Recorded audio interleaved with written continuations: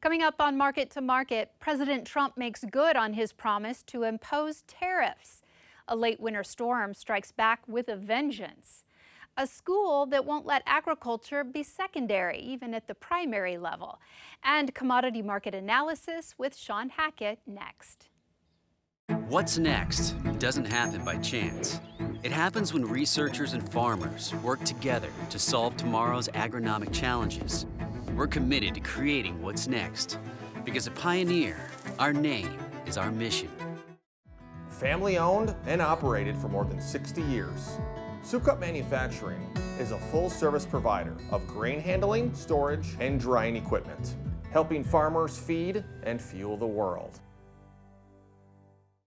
For over 45 years, Steiner Tractor Parts has shared your love of antique tractors, new parts for old tractors. Learn more at steinertractor.com or at 877-559-7887.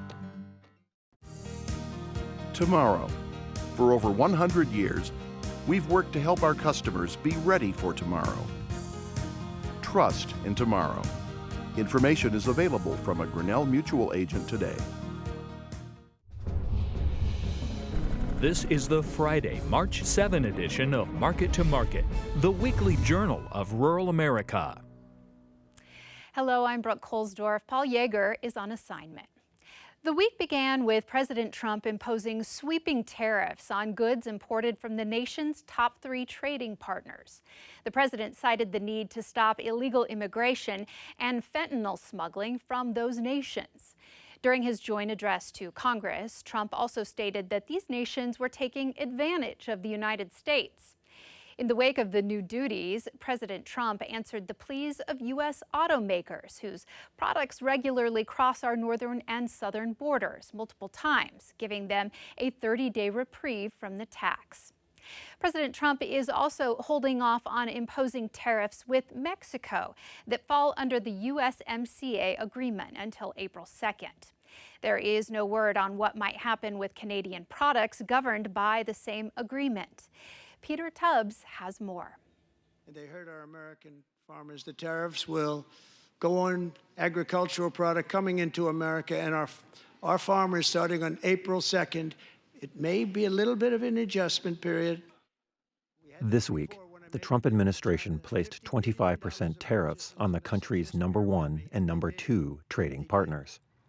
Canada and Mexico, which represent a combined $1.5 trillion in cross-border trade, protested the tariffs, arguing that the new duties are unjustified.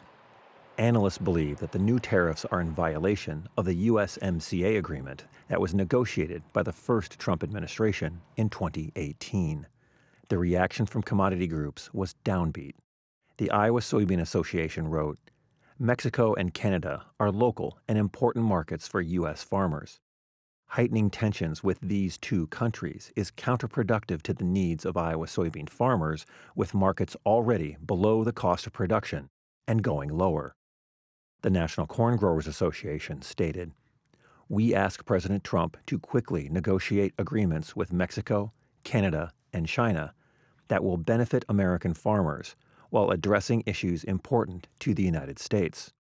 The U.S. Meat Export Federation commented, "USMEF is obviously disappointed that no agreements have yet been reached that would avoid or postpone tariffs on goods from Mexico and Canada, as well as the tariff increase on goods from China."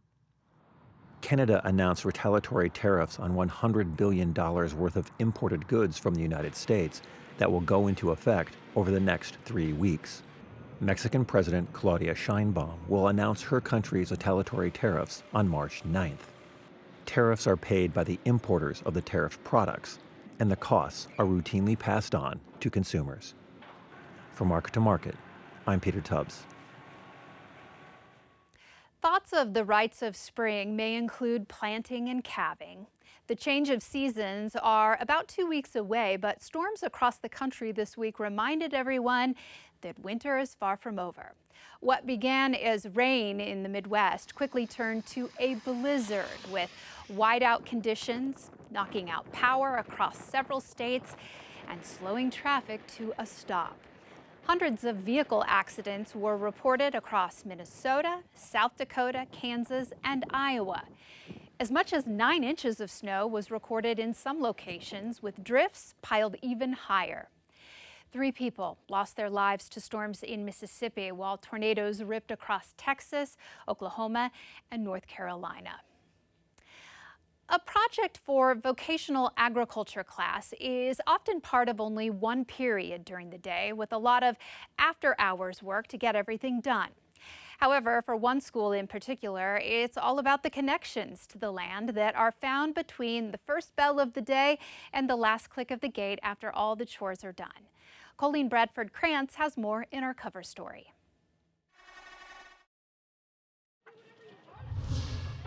Instead of heading to a sports field or music room after school, many students at Academy at the Farm near Dade City, Florida, spend their afternoons caring for nearly 100 farm animals. The pre-K through 8th grade public charter school integrates agriculture into its science curriculum from an unusually early age.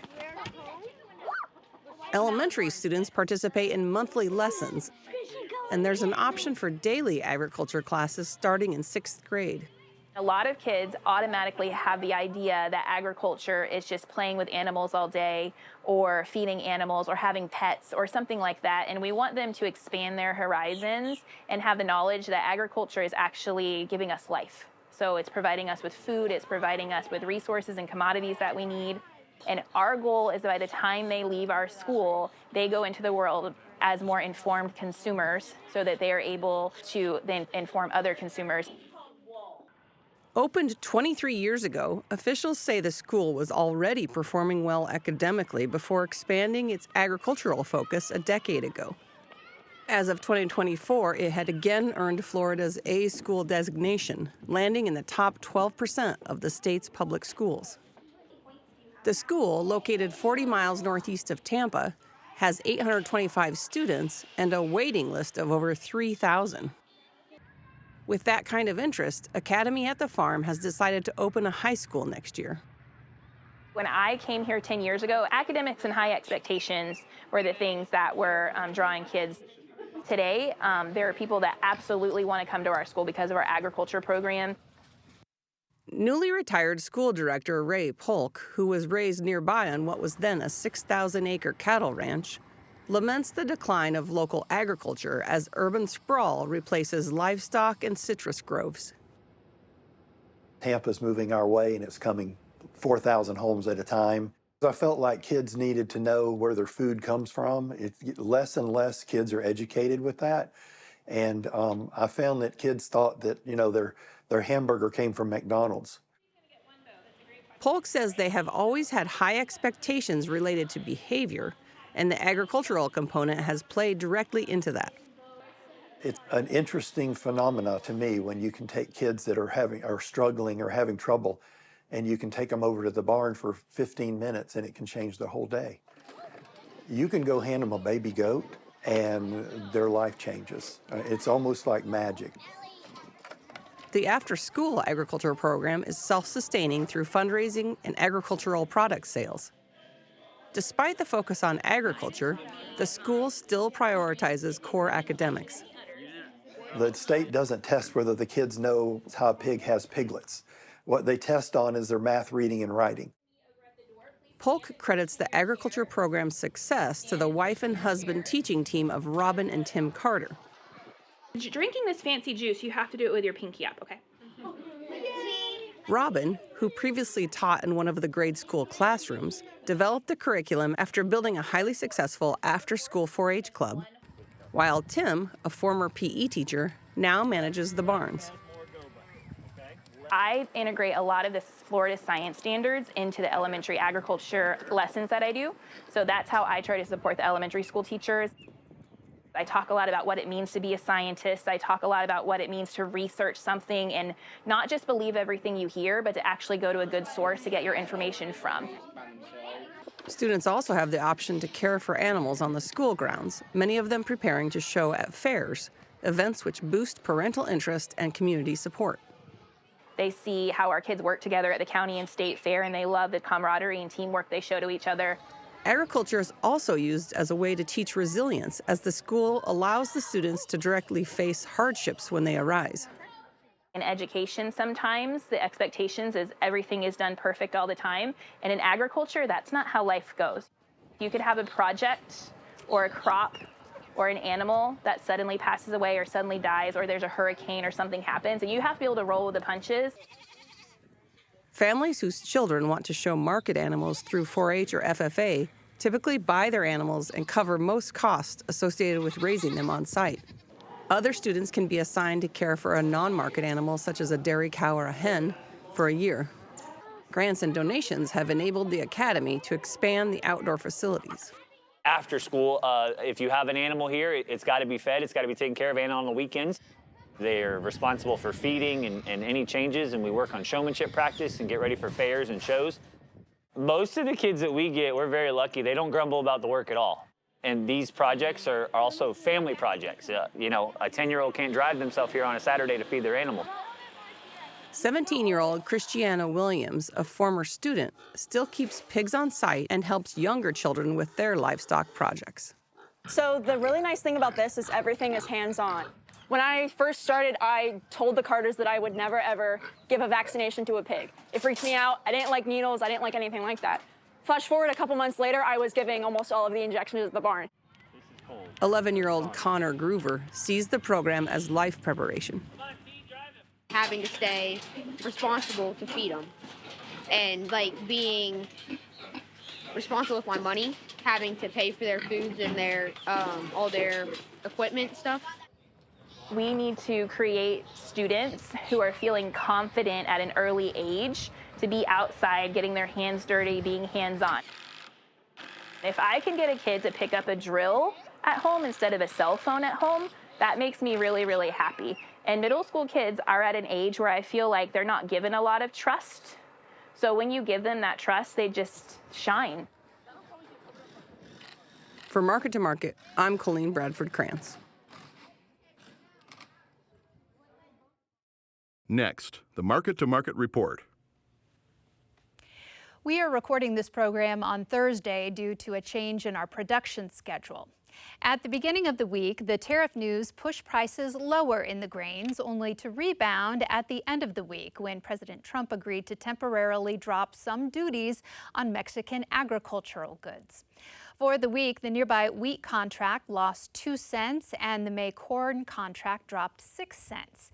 After spending a few days moving lower, the delay on the Mexican tariffs kept the soy complex relatively flat for the week. The May soybean contract gained 2 cents, while May meal added $4.70 per ton. May cotton contracted 9 cents per hundredweight over in the dairy parlor.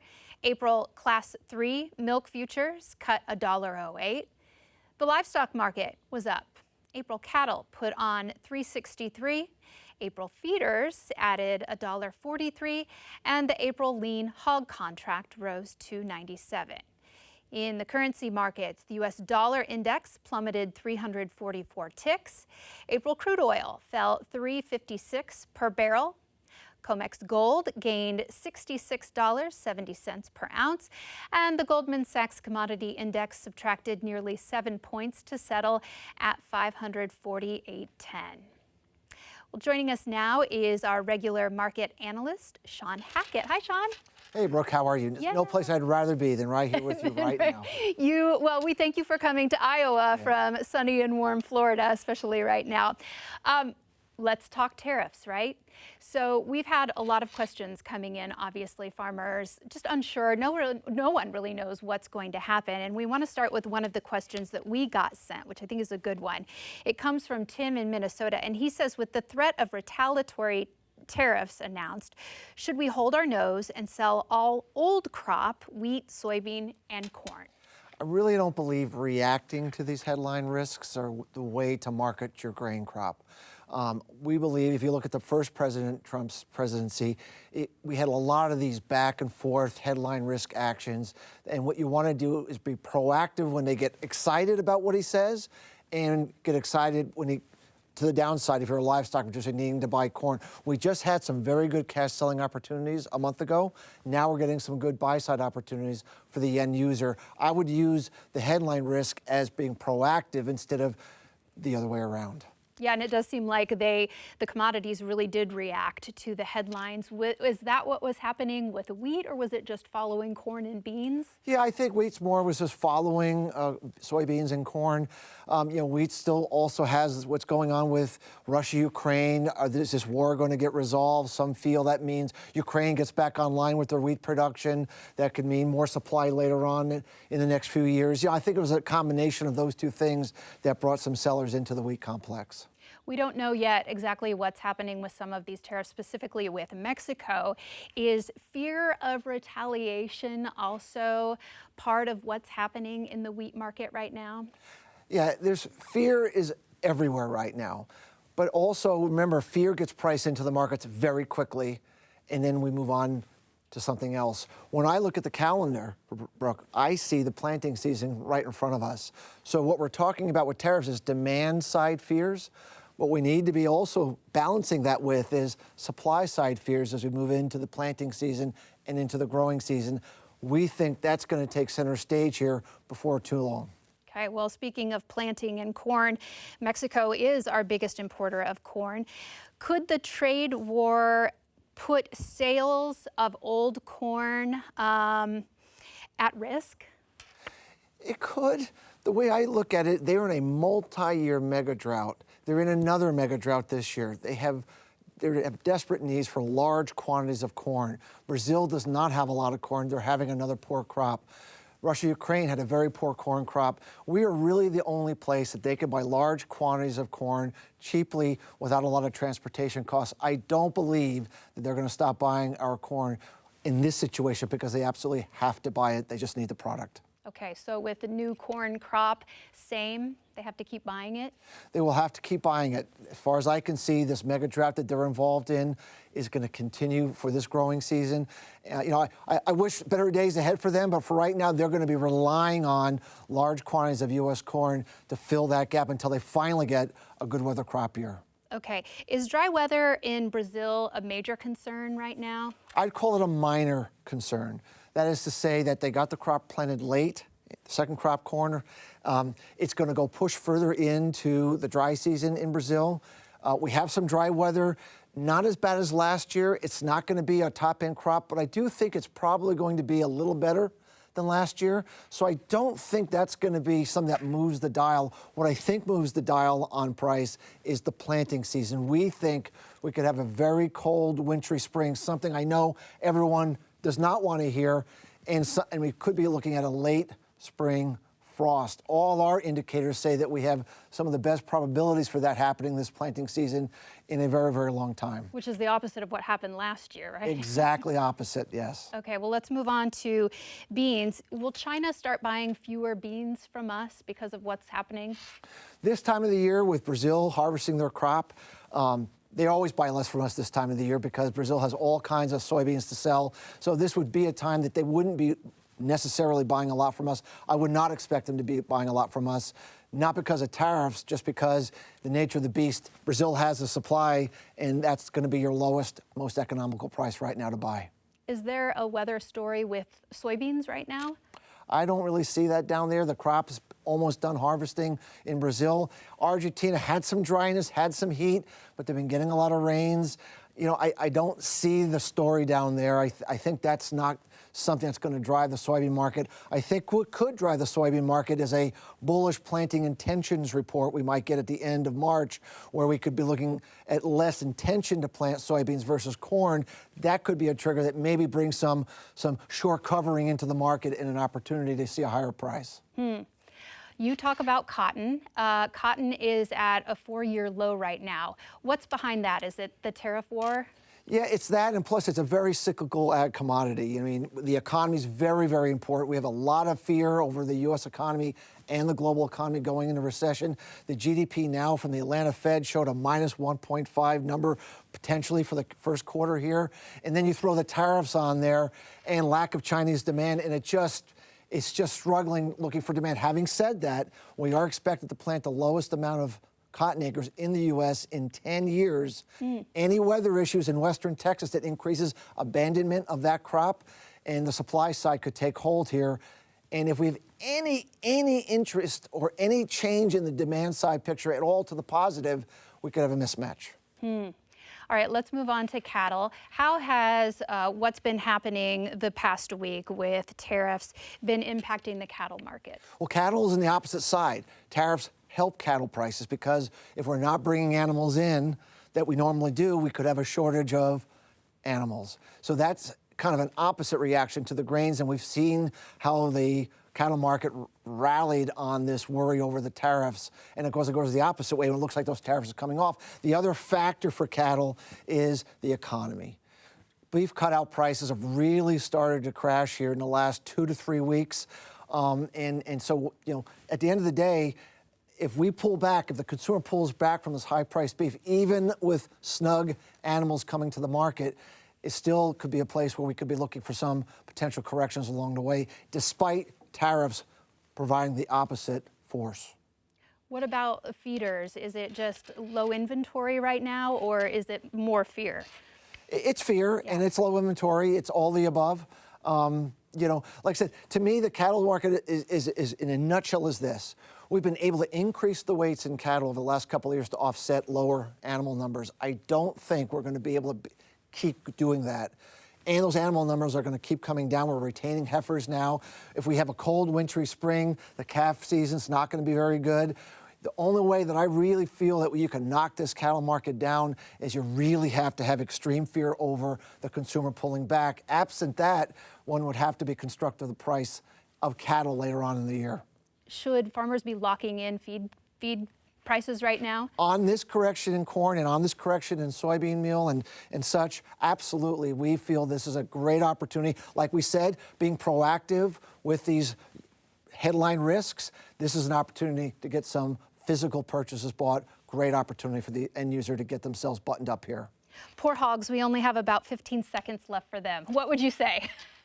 Well, I mean, the hog market, you know, what I would say is this. I believe ultimately, like we said on corn, Mexico needs the pork supplies. They're going to buy those pork supplies, and I don't see any real indication that we're going to increase that production in the U.S. going forward. So I still think the hog market has a constructive price outlook into the back half of the year. Okay, we'll finish our conversation in plus, but thank you, Shawn. All right, we are going to pause this analysis and, as I said, continue our discussion about those markets in our Market Plus segment. You can find both analysis and plus on our website of markettomarket.org. A reminder, for the next few weeks, we may be airing in different time slots as our stations will be airing special programming during our annual pledge event. If you value this program, please call or make contact with your public TV station to offer your support. You are the key in our continued coverage of rural America. Next week, getting help from a small insect to battle a big problem in corn country. Paul Yeager will return. Thanks so much for watching. Have a great week.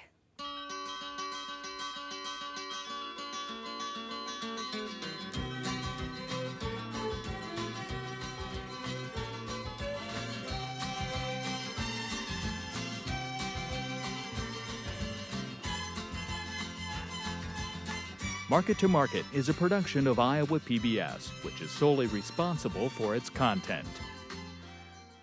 What's next doesn't happen by chance. It happens when researchers and farmers work together to solve tomorrow's agronomic challenges. We're committed to creating what's next, because a pioneer, our name is our mission. Family owned and operated for more than 60 years, Sukup Manufacturing is a full-service provider of grain handling, storage, and drying equipment, helping farmers feed and fuel the world.